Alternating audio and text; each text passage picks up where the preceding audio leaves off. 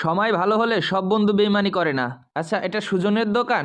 হ্যাঁ, এটা সুজনের দোকান। আমি সুজনের স্ত্রী। আচ্ছা ভাবি, সালাম আলাইকুম। এই ফুলের তোড়াটা সুজনকে দিবেন।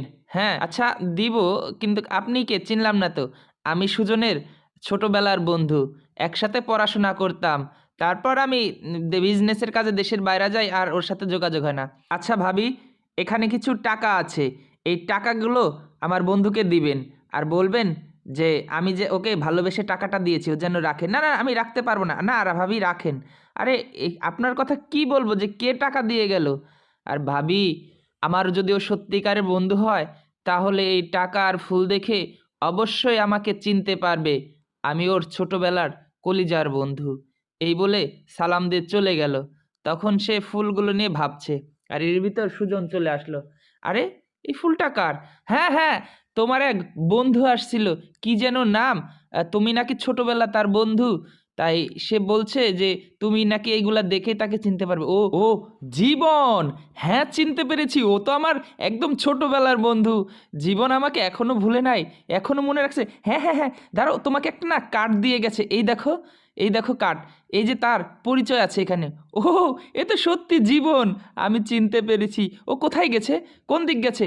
তুমি একটু বসো, আমি একটু দেখি, ওর সাথে দেখা করে আসি। তখন সে ঠিকানা অনুযায়ী গেল এবং ড্রাইভারকে জিজ্ঞেস করলো, ভাই এখানে জীবনের অফিস কোনটা? জীবন বল।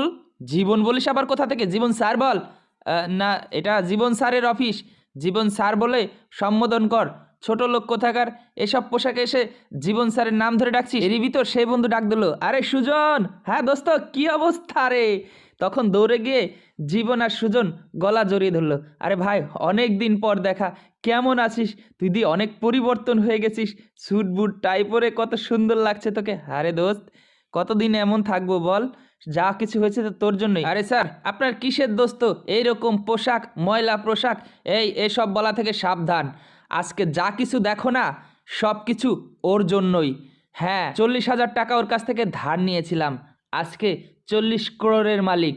সব কিছু ওর জন্য।